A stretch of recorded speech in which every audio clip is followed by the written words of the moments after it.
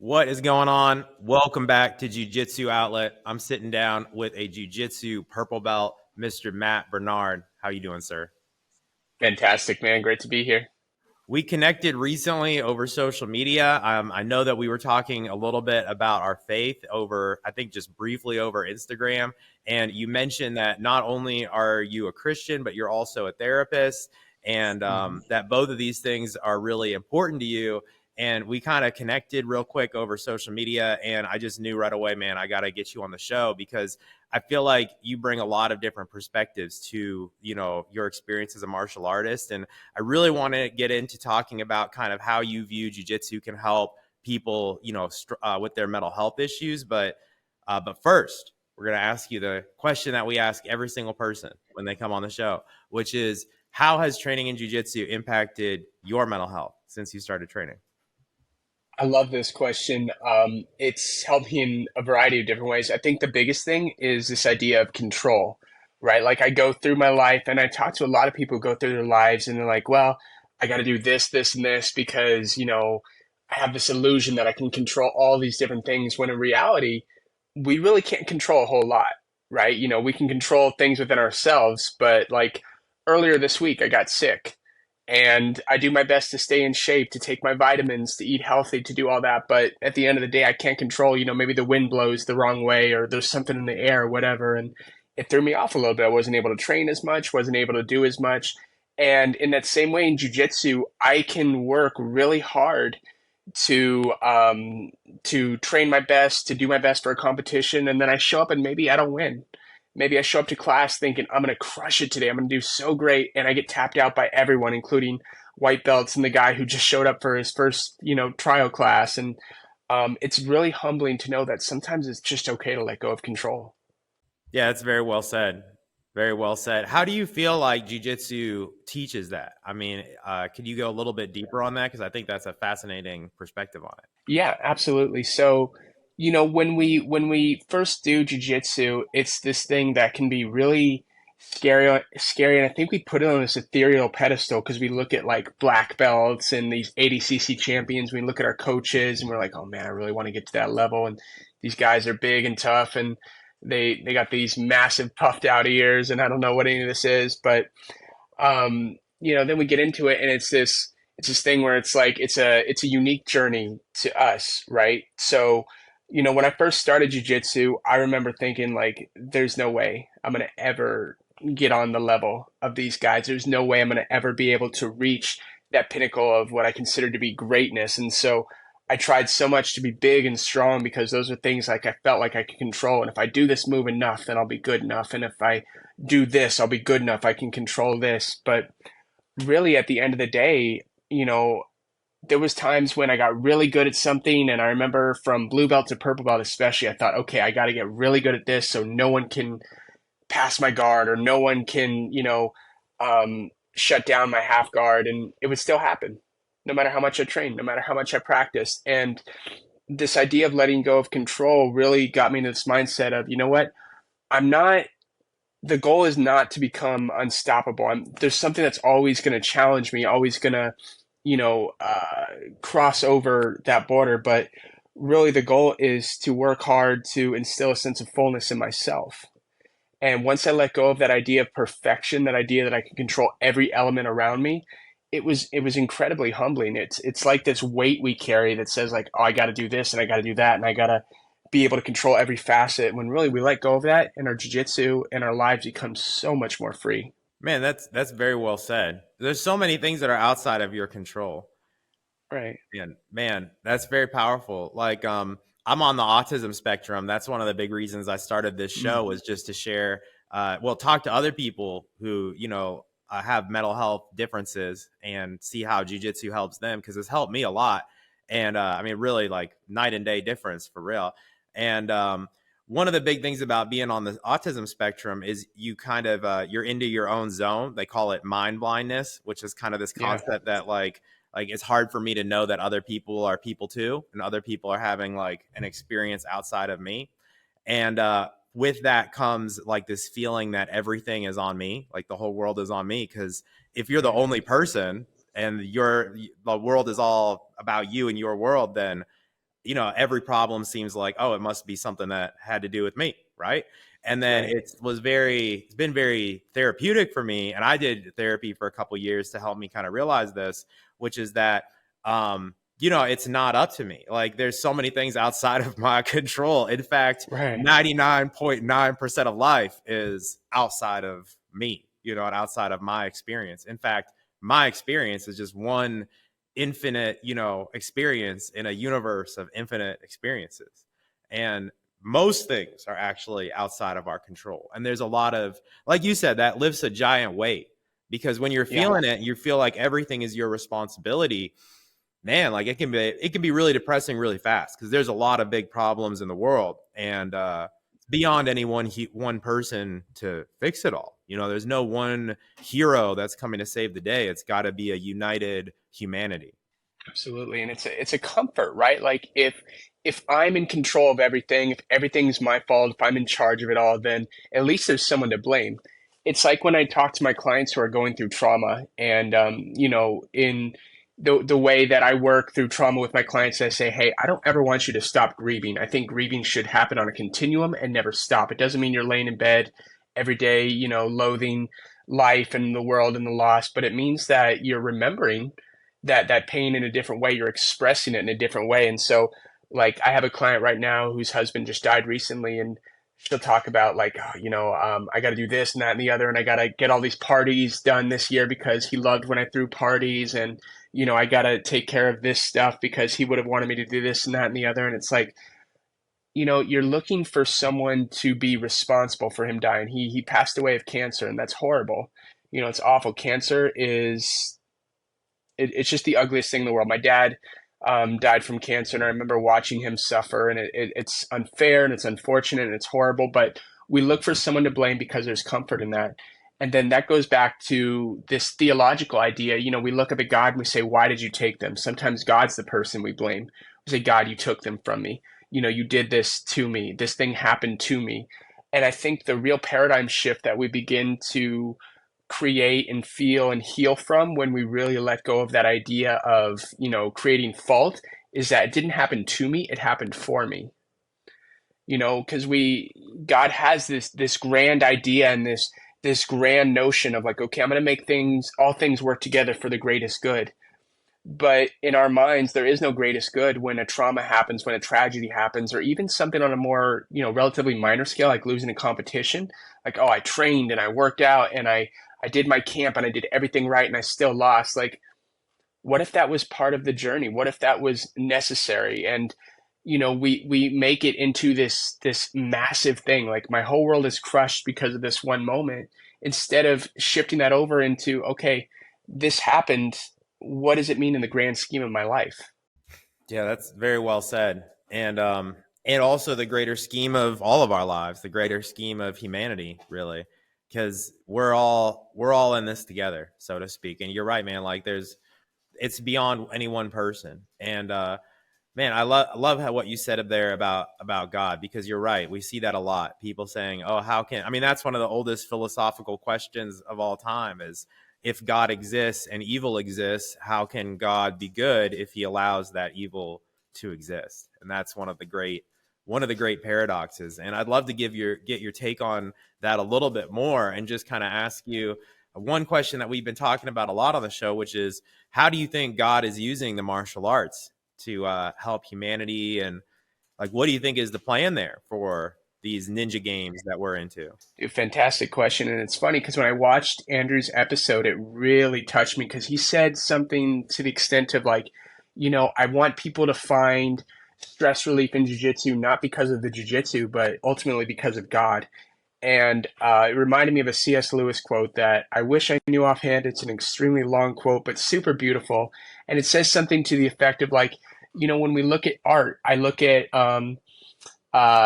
Starry Night by Van Gogh. If I looked at that painting and said, oh man, I love Rembrandt's Starry Night, it doesn't undermine the fact that Van Gogh is the one who painted it. I could say that I painted it. It doesn't change the fact that Van Gogh is the original artist.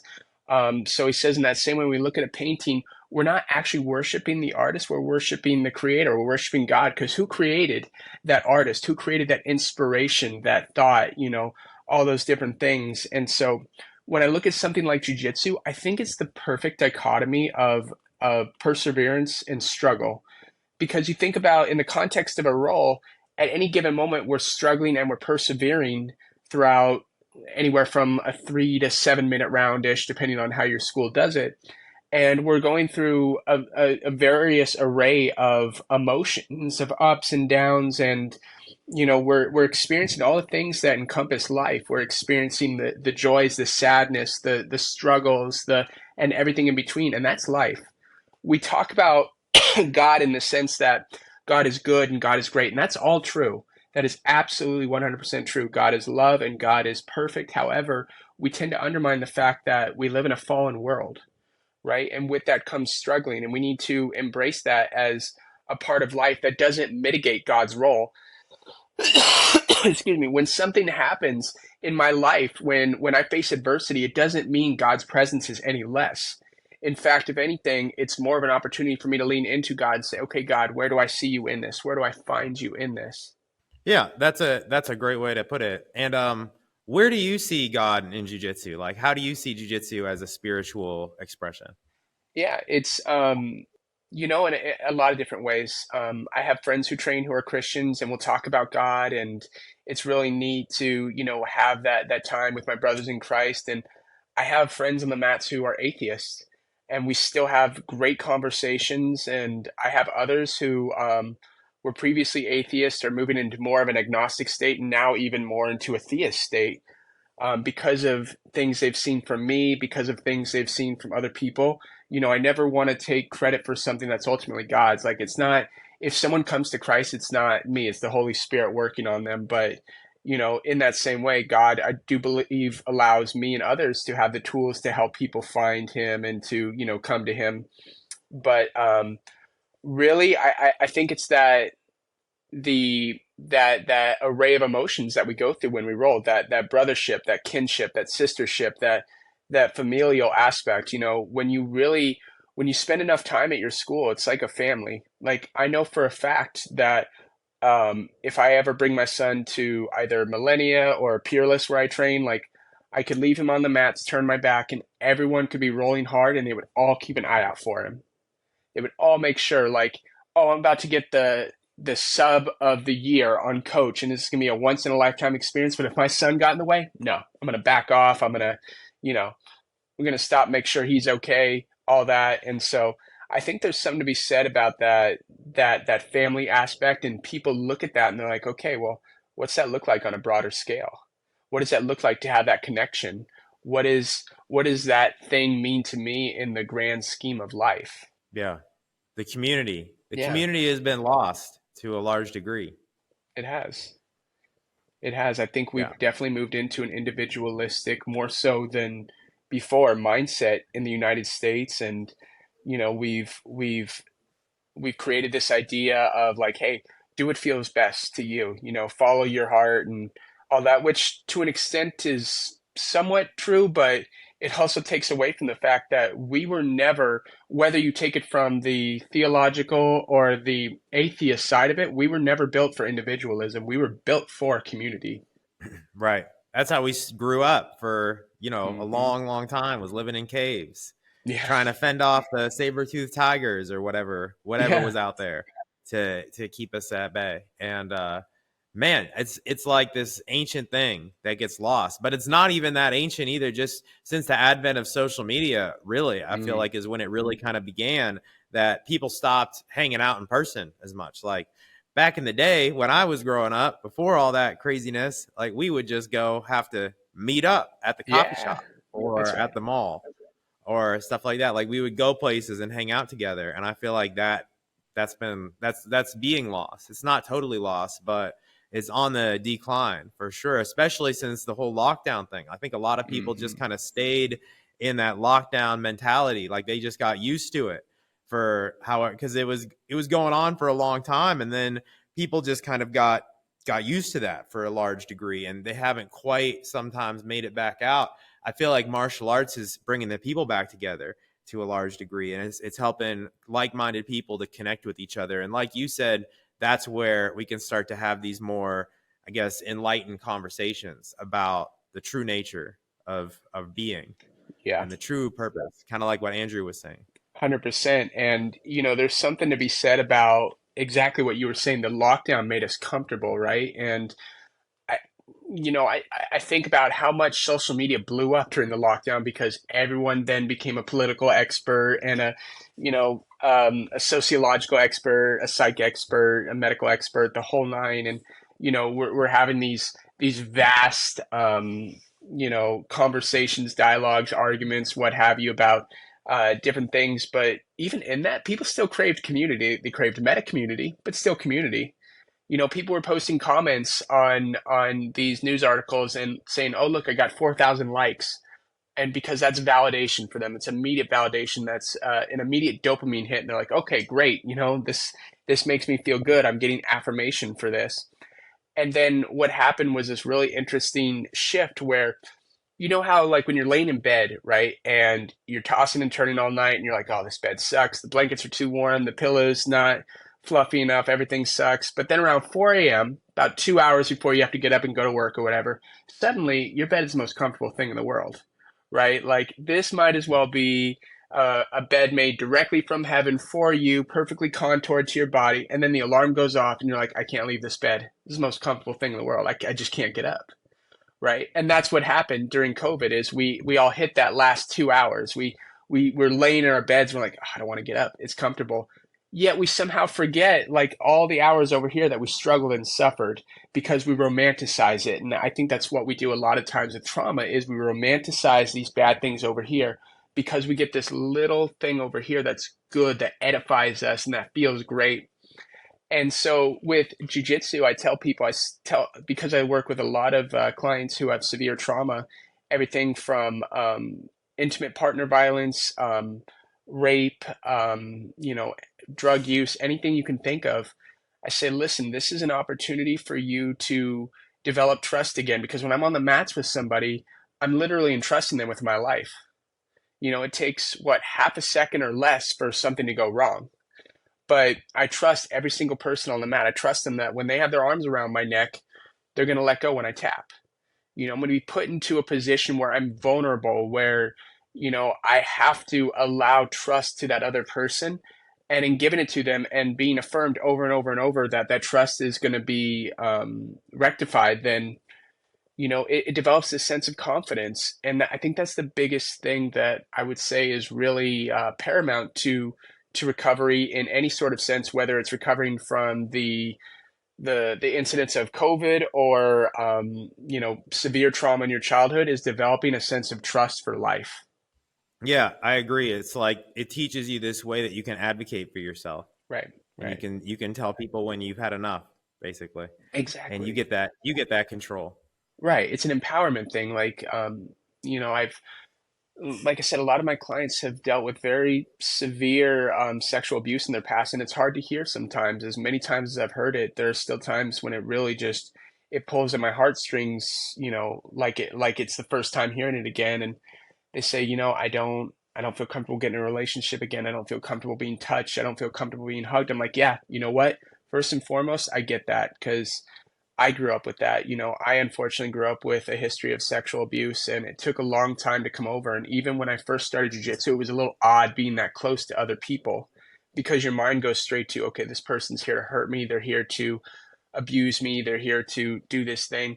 But it's only through repeated experiences. When we look at the context of trauma, the way we come out on the other side of it is to relive the scenario over and over and over. Our brains have to make sense of it. And so let's say, your trauma occurred 10 years ago and you were in a combat war zone. The way your brain begins to heal is to relive that thing over and over and over. And they talk about flashbacks. That's normal, right? Because what begins to happen when we develop, these severe symptoms is that we block it out. We say, no, I don't want to remember that thing. I don't want to think about it. I don't want to focus on that thing. That's because we're trying to protect ourselves, but that's actually the opposite of what we need to be doing. We need to be thinking about it. We need to be reliving it. We need to make sense of it.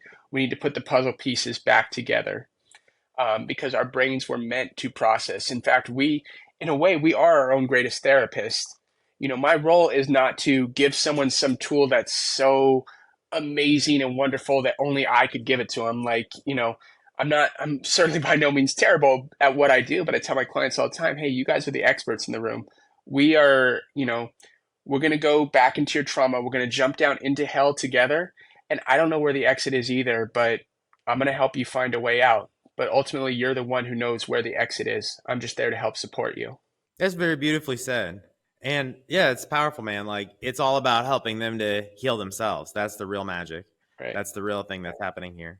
And allowing them to tap into that higher power, that the ability to call on that themselves. Yeah, absolutely. And it's, again, it goes back to that,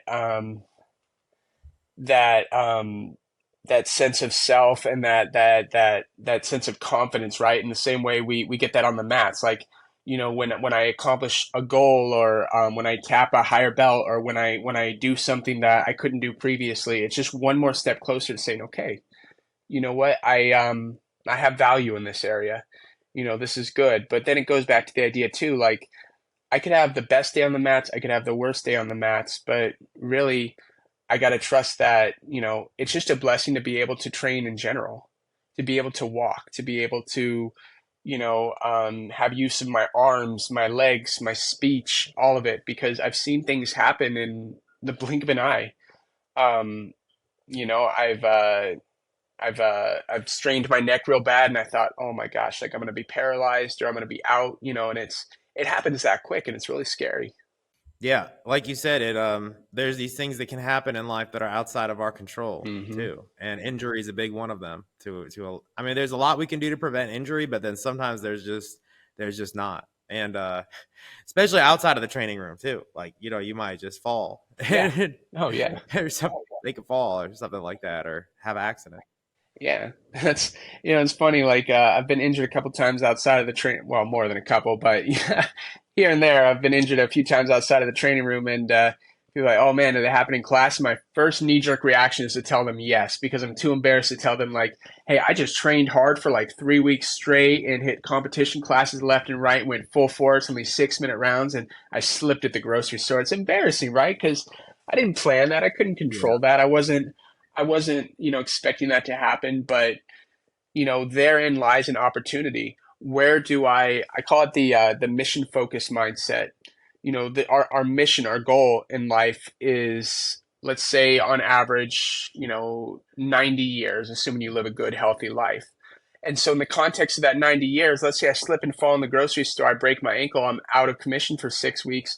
My knee jerk reaction is to be, well, my whole life's over. Everything's, falling apart. I can't do anything. This is the end right here. But 6 weeks, as in contrast to 90 years, is so minimal, but it's so easy to hyperbolize and say, hey, this is the end, this is the thing that's going to ruin me. But when I think about accomplishing a mission, when I think about the totality of that, like I can't let the mission fail because one aspect of it went wrong. In fact, Jocko Willing talks about this. He says, when we'd go on these nighttime raids, or these high value target raids, we'd go over the mission umpteenth amount of times, probably run through it 100 times, and then we'd have a specialized team come in and tell us 10 things that could go wrong with the mission.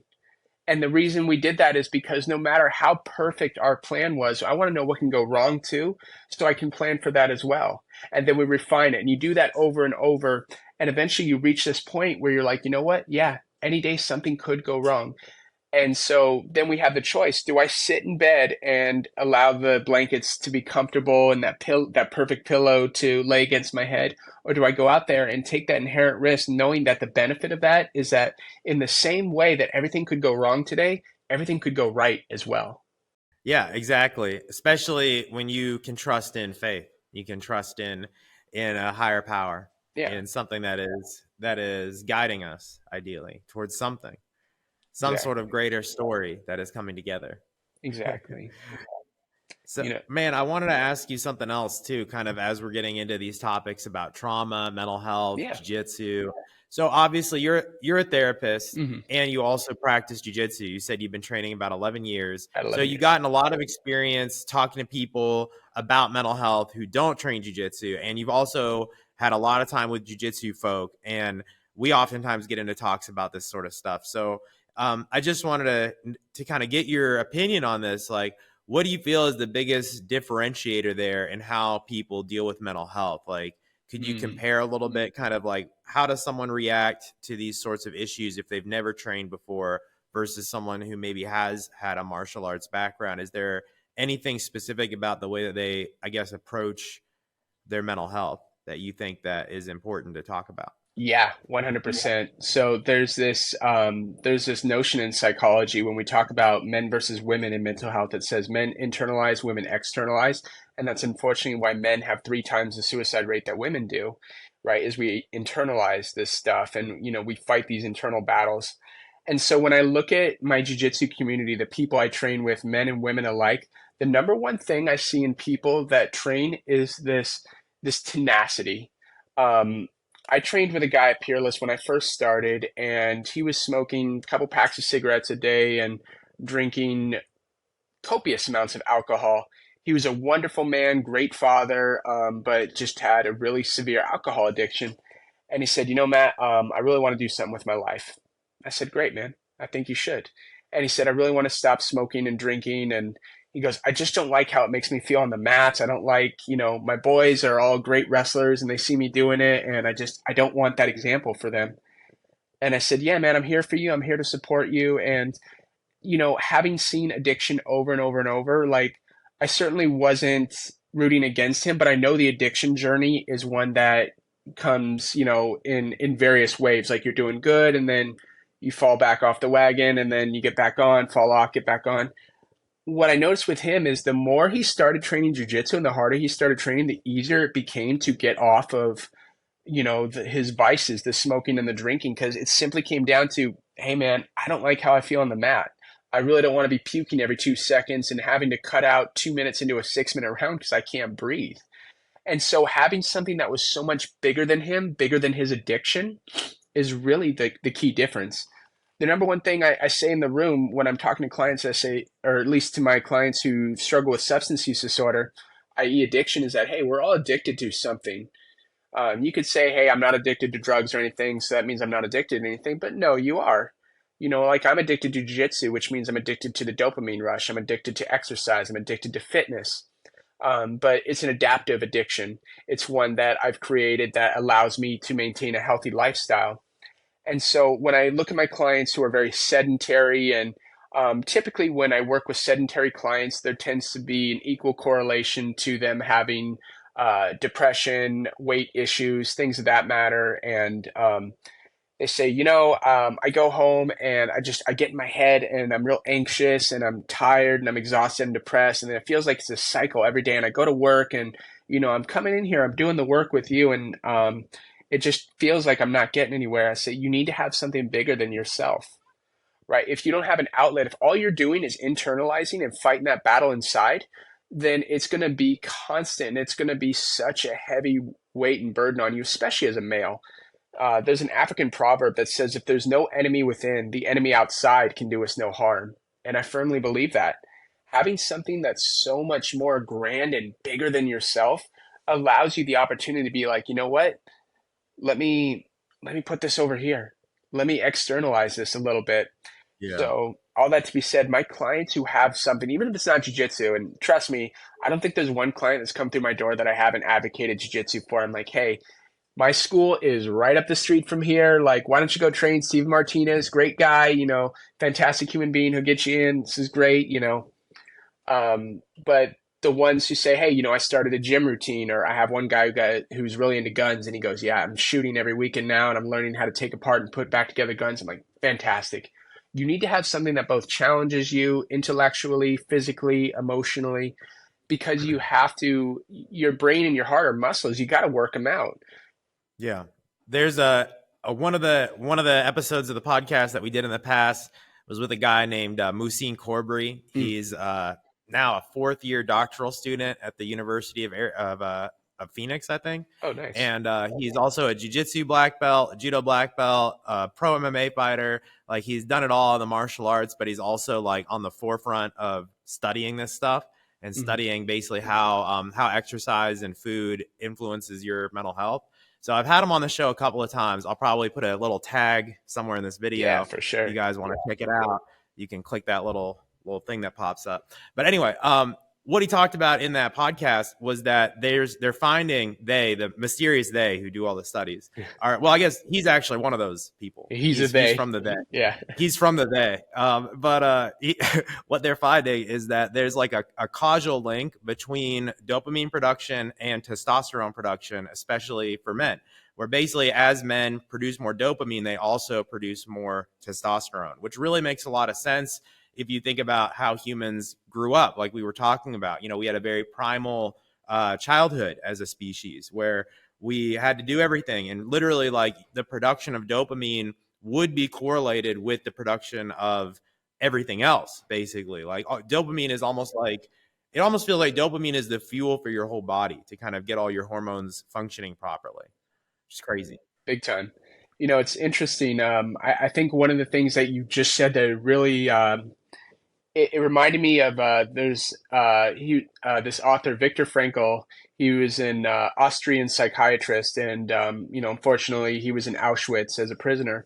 He wrote this amazing book. I highly recommend it. It's, in my estimation, one of the greatest books ever written besides the Bible, called Man's Search for Meaning. And so in it, he describes his experience in Auschwitz, and he said, when we would work these long days, these 14, 15-hour days, and we'd be paid, ironically, in cigarettes. And he goes, that was fantastic because you want to smoke your cigarette, relax after, a long, torturous day. And he goes, but here's the thing. You could take these cigarettes and you could sell them to the guards for more bread, for more rations, because we weren't fed very much. We know that Auschwitz prisoners were severely malnourished to the umpteenth degree. And so he goes, the men who sold their cigarettes for bread, that were the men who wanted just enough strength for the next day. And you think, well, it's ridiculous. You're being tortured. You might go into the gas chamber. You could die the next day. He says, but what I saw was men who had faith and hope that they were going to live one more day.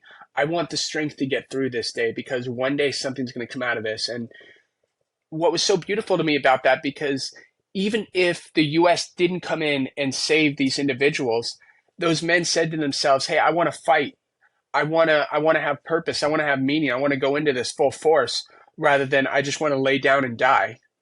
And that's sort of what it looks like to accept control and lack of control, right? Like, I want to go in this with my best foot forward. I want to put my best efforts forward in this. I want to sell my cigarettes for bread because no, things might not always work out for me, but I want to have full strength to be able to face whatever does come my way. I want to have purpose. And so what you talked about just there, like that dopamine production and, having a purpose, like I got to get up, I got to hunt for my family, I got to do this, I got to do that. Like, that's exactly it right there. Each day we wake up, we have a choice. Are you going to sell your cigarettes for bread, or are you going to smoke it and be one day closer to death? Man, that's beautifully said. I actually have that book on my shelf, but I have failed to actually read it. Oh, it's so good. That's the important part of a book. You can't just like buy it from Amazon. Sometimes I think that maybe if I put it close to my bed, that I'll absorb it. I'll just like wake there up. It is. Yeah, but it's not working. So I think I'm gonna have to actually crack that thing open. Man, but I've had a lot of people tell me that that's one of the best books that they've ever read. So maybe soon here it'll be one of the best books I've ever read. Perfect. But, dude, that's very beautifully said. So man, just one more question that I wanted to ask you. Let's say there's someone listening to this and they're into what we're putting down, that they're thinking about training jiu-jitsu, or maybe they've already started. Maybe they're a white belt. Maybe they just started sometime in the last couple of months, and there's someone who deals with some of these mental health issues. Can you share some words of wisdom for them? Like, just anything from your vantage point, being someone who's trained for 11 years, you're also a mental health professional. Like, what would you say to that person as they're just kind of starting their journey? Yeah. Lean into it. There's going to be days where you feel awful. There's going to be days when you feel top of the world wonderful. Lean into both those feelings. There's a beautiful analogy I live my life by, the story of the buffalo and the cow. When there's a storm coming, excuse me, buffaloes will run towards the storm, knowing that they're going to get on the other side of it and the storm will then subsequently pass them. And there's going to be some rough and tumble going through that, but getting through it is going to be relatively quick. Cows, on the other hand, will run from the storm. They'll run and they'll run and they'll run, and by the time the storm catches up to them, they have no energy left, and then it just completely wipes them out. And so in your jiu-jitsu journey, you're going to have days where that storm is going to look like the biggest thing you've ever seen in your life. It's going to be this gargantuan thing that's going to feel like it's going to overtake you. But know that every time you run towards the storm, the pain you feel, the struggle that you feel is only going to be for a moment. And then you'll get on the other side of it, and then you'll watch it as it passes you. And that's one more step closer to greatness, is leaning into the uncertainty, the discomfort, and knowing that, hey, I survived another day. It doesn't have to be the best day of your life. You could have the worst day on the mats ever. And trust me, I've had thousands of those. It doesn't negate the fact, it doesn't take away from the fact that you showed up. Simply your presence, your breath, your foot on the mat is an accomplishment. And that is truly all that matters. Yeah, man, that's so true. Like just continuing to show up, that's a big part of the whole journey, big part of the whole discipline. It's just like literally the discipline is just showing up, continuing 100%. to train, staying in the game, and not losing by quitting. Basically, that's like a big part of it. That's it right there. And like you said, man, you develop that tenacity over time. And man, I had a very similar story to your buddy that you mentioned, because I quit smoking a pack a day when I first started because of that. Exactly what you said. Like I was so tired of gassing out. And within 6 months, I went from 225 pounds down to 165, and I quit smoking. Wow. And I was doing really good. And it changed my whole life, you know. And I think that it has that sort of effect because it gets addicting. And then you don't want this old habit of smoking or drinking to influence your new habit of being a ninja and killing Exactly. people with your bare hands. That's it right there, man. You know, when I wouldn't say when I first started jiu-jitsu, I was pretty overweight, lost weight, got in shape, and then 2020 hit, fell off the wagon, and at one point I was 320 pounds, somewhere around there. I walk around 175 right now, and so if you look on my Instagram, it's all these And videos of me training, but I never forget the fact that the thing that got me to lose the weight is I was tired of being the big guy. I was tired of gassing out, and so it's truly amazing what having a purpose can do for you. And even if jujitsu is not that purpose, having something greater than yourself, I would argue, is more than just good for you. It's a necessity for life. yeah, 100%, man. I think that again, it stimulates that dopamine in your brain from a science perspective, and from a spiritual perspective, it aligns you with the creator. It puts That's you, right. it puts you on the path that you're supposed to be on. And it allows God and the divine nature of the world to kind of work with you instead of against you. That's Instead of 100% like right. doing this, you're moving with the forces of life. It's so true, right? Because how often do you look for God in times of flourishing? How many times, like even devout Christians, like even myself, times when I'm doing really good and I'm making good money and things are going well, my client caseload is good and I'm hitting things on all fronts. Those are the times I'm looking for God the least, because I just get complacent. It's the times in struggle that I find God the most, that I lean on God the most. And obviously it should be in both, but truly allow yourself to be in times of suffering, to be in the trenches, because if you're looking for God, that's the place where you're going to get closest to Him, is when you truly need to rely on Him, when He is the one that is the only one that's going to get you out of those pits of despair. They say there's no atheists in foxholes. That's right. That's 100% right, man. The same sort of concept there. Well, Matt, this has been a outstanding conversation. I really appreciate you coming on the show. Can you tell us, if someone wants to follow along with what you're doing, tell us where to find you, and just let us know if there's anything you got going on that you want to promote. Yeah, absolutely. So, check Maddie BJJ is my Instagram. Obviously, I'll be reposting this podcast, so I'll do it on there. Feel free to give me a follow. In the next few months here, I'm actually going to be doing a nonprofit event called Investment in Men's Mental Health. I have a 20-pound weighted vest I wear. For 24 hours, I'll be doing pull-ups with that 20-pound weighted vest. All donations will go towards various men's mental health foundations. And we're just trying to knock out as many as I can, trying to bring awareness to the fact that there's an uptick in a lot of issues in that area, and really want to make an awareness of it. Dude, that's awesome. I really want to let's talk about that just a little bit more. What made you want to do that? Because that's a heck of a challenge. Yeah, That's awesome. I've struggled with mental health most of my life. It's been something that's really plagued me. It's been really hard, and um, there's been multiple times in my life when I've attempted suicide. And, there's been times when, by all accounts, everything lined up that it should have been successful, right? Like, everything was lined up, but it wasn't. I know that was God saving me for a bigger purpose. And I've struggled, I've cried, I've felt hopeless. I've nearly drank myself to death. I've tried to, and it hasn't worked. And so, really, when I became a father, when my son was born, and I looked at this little face, and I said to my wife, I said, I could never again try to kill myself because I can't do it. I got to be here for him. I love this little guy so much, but that doesn't take away the struggle anymore. Like, I work and I try to maintain fitness and do all these things and be present at home and be a good dad to him. And it's like all these things weighing down heavy on my heart still create that turmoil inside. And so I've talked to various other men who struggle too, and they say, hey, some days I'm just trying to open my eyes and wake up in the morning and do the bare minimum because it's so hard to even breathe sometimes. And so when I started wearing the vest, it was because I was just trying to make my workouts a little bit harder. I really enjoy doing the Murph every year. Um, and so I was like, oh, yeah, I'm having fun with this. And then I watched Justin Truitt, Cameron Haynes' son, break the world record for pull-ups, and I was like, man, this is awesome. And he got a lot of notoriety doing that. And it wasn't so much about the notoriety for that; it was that he got a lot of attention. I thought, what if I could take that attention and shift it towards something healthy? And so I was like, you know what? I'm going to throw on the vest.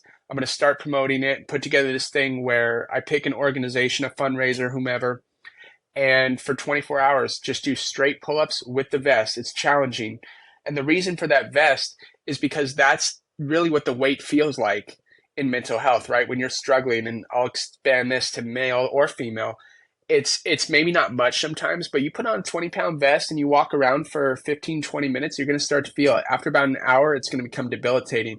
3 hours, you're going to feel it in your back, so on and so forth. So you imagine going to sleep like that, waking up with that, it and then the second you take it off, you feel so much lighter. And so I want to highlight what that's like, highlight what it's like to continuously wear that vest, that be weighed down by that, but still persevere, to still move forward, to still know that, hey, this vest does not identify me. Yes, I struggle. Yes, I have this thing that's making it harder, but it's not making it impossible. Dude, that's so beautiful. And that is how it feels. Like I've struggled with depression off and on my whole life, and that's literally how it feels. It feels like you're wearing a weighted blanket, and Yeah. it's hard to move. It's hard to just get around and do the stuff that you usually do, so effortlessly and stuff like that. And man, that's amazing. So can you tell us again, like, when is that challenge, and where can people go if they want to follow what you're doing and donate? Yeah. So challenge will be in January. I haven't started the official like marketing or anything like that for it right now, but just following my page right now, check Matty BJJ, supporting what I'm doing on there. I always try to put audio with my reels that sometimes it's just really cool songs, but most of the time I try to put on there something about, persevering, mental health, following your dreams, things like that. I'll be posting updates here probably in the next 2 weeks about what that'll look like. Take some polls on some different organizations that people might like to, support, and then I'd say within the next month I'll have it up and running, and we'll have an official date and time going for that. Dude, that's awesome. Yeah, let me know when you're doing it, and we can do another episode of the show to promote it some more Oh, and get the perfect. word out more about what you're doing, man. But we'll do part two then. Love But it. that's awesome, man. So if you're listening to this, go check out Maddie on Instagram. I'll put the link down below. And yeah, man, this was great, and I look forward to having you back to talk about the pull-up challenge again. Thank you so much, brother. This was amazing.